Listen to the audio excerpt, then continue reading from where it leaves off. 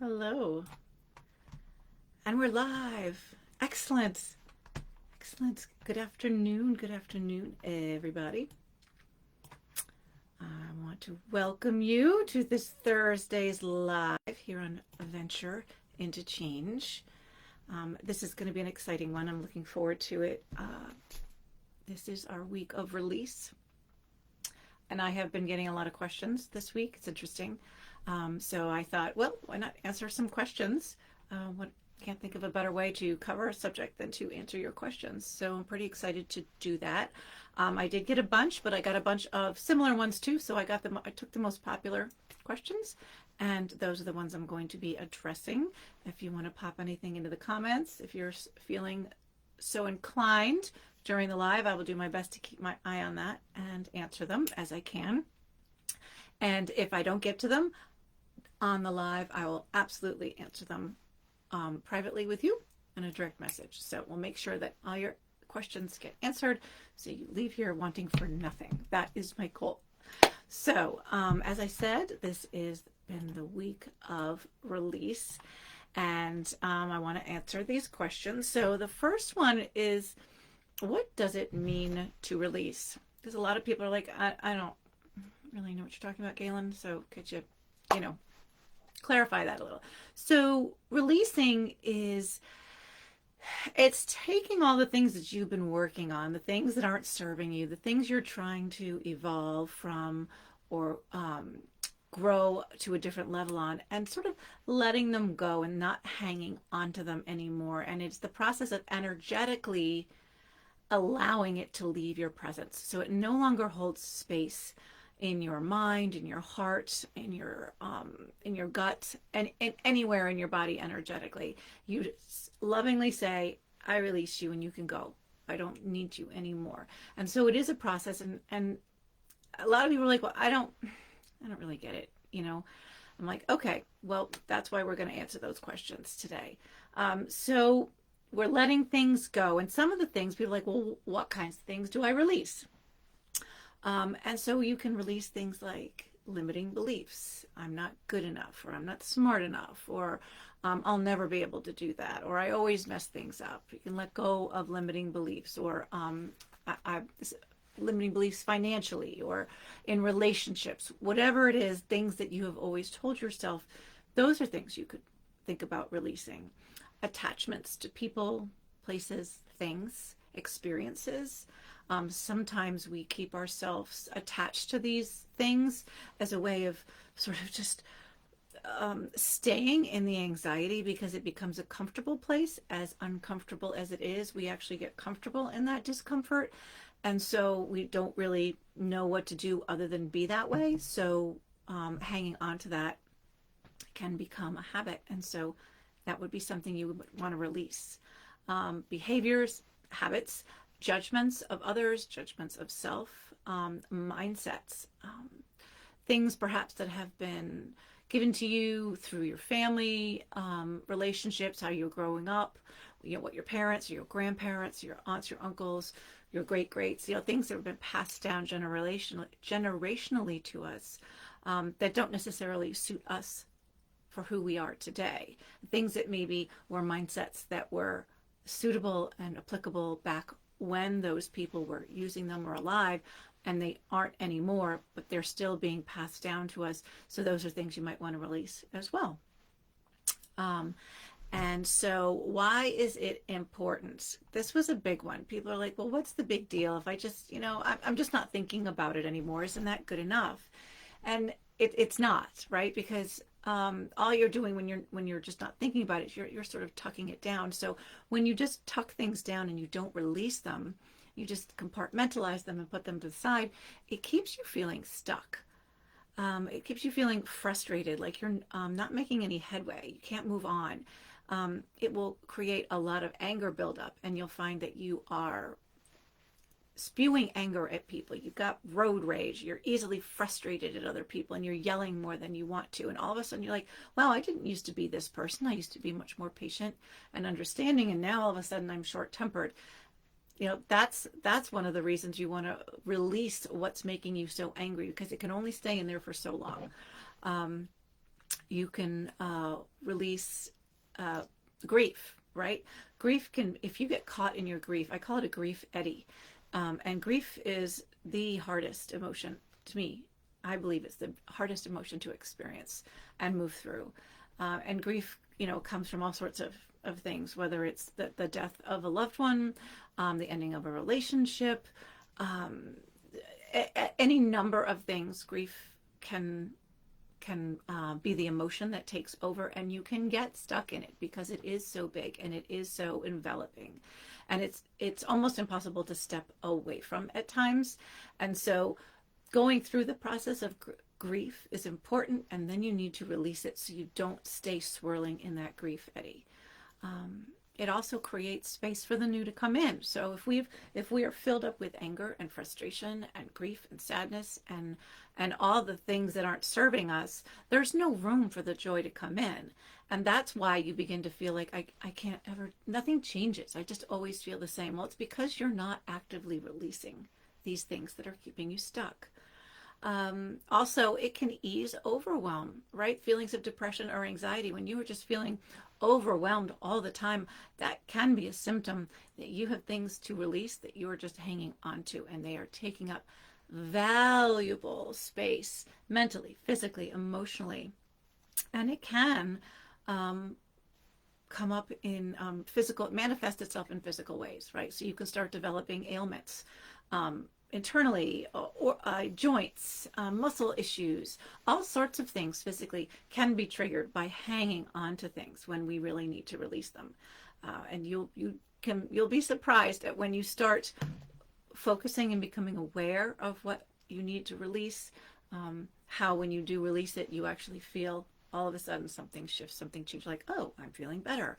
Oh my gosh, all of a sudden. And so you can make that connection, like, okay, when I feel like this, when I get this physical symptom, it's time for me to release something. I need to look into that. So that's a good way to know. Which basically leads me to the next question: how do I know when it's time to release, right? So when you're feeling those feelings, like I just said, if you are getting frustrated at repeating patterns, so you're behaving in ways and you don't care for your behavior, but you can't seem to stop your behavior, that could be a sign, oh, okay, something's going on, and it's gotten to the point where now I can't even control it, and now I need to release it. You look at something that once meant everything to you and it doesn't feel the same. You lose interest. You're not triggered by it anymore. So things that used to set you off, now you're kind of detached from, and just like, yeah, it doesn't really matter, but you haven't released it formally. You will find a big difference when you do actually go through the process of formally releasing it out and letting it go. This was an interesting question I got. How can I release if I can't forgive? And I just got that this morning. And I was like, oh, that's a great question to put in here.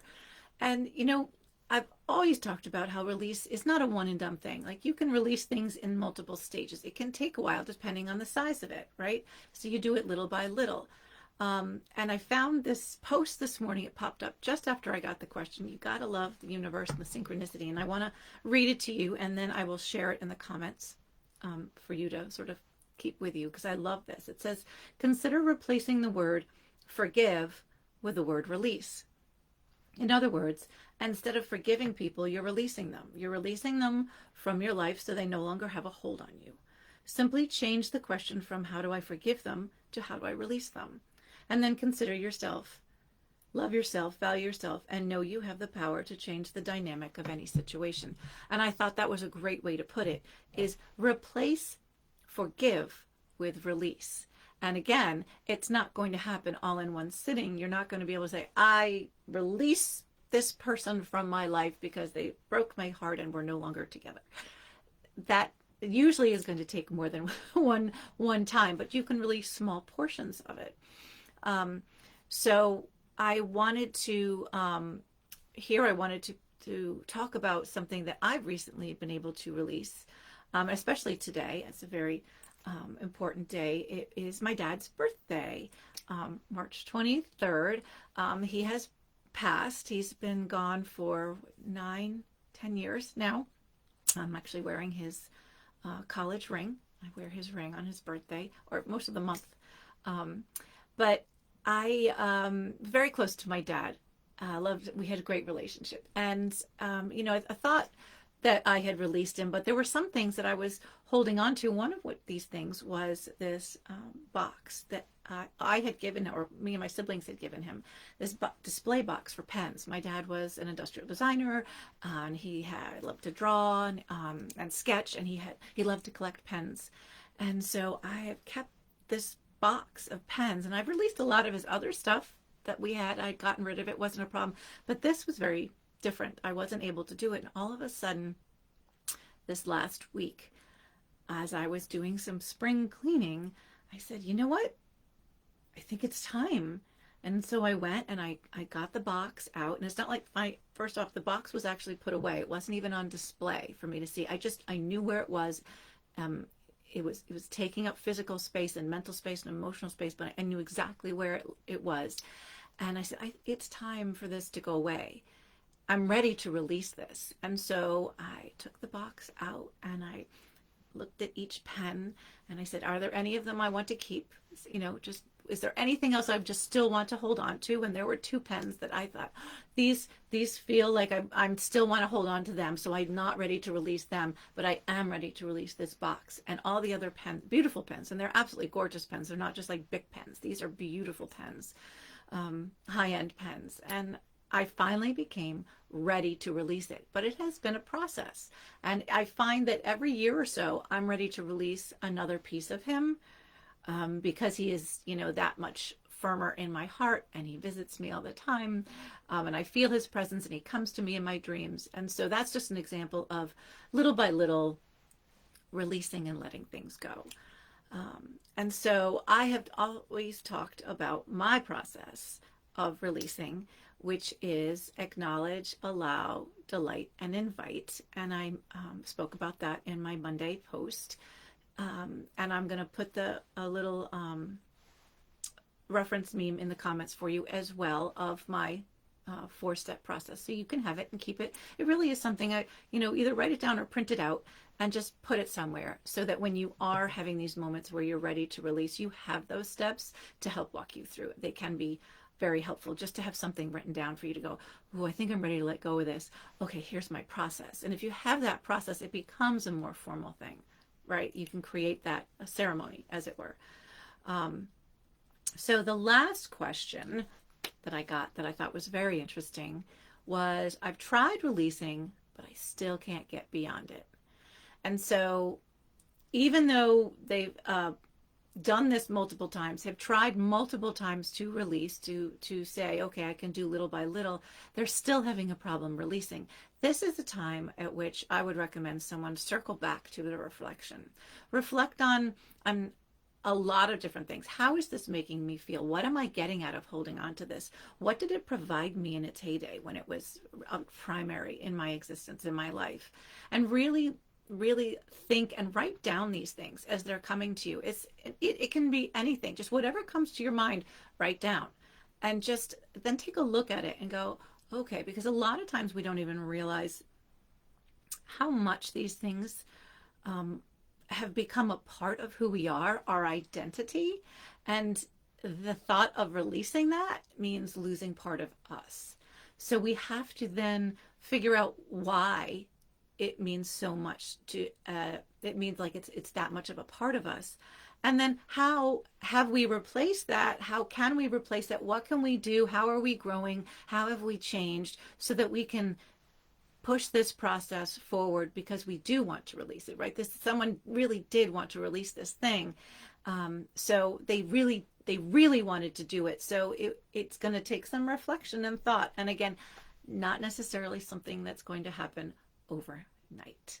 And I can't say that enough, because you will find that you can release a part of it. And then once you've done that, you've made room for things to burble up, and you'll see things that you weren't seeing before about it. And you're going to have to process those things. And sometimes those things will be like, oh no, I can release that. That's not that important to me. Or, whoa, I didn't see that coming. I didn't even know that was there.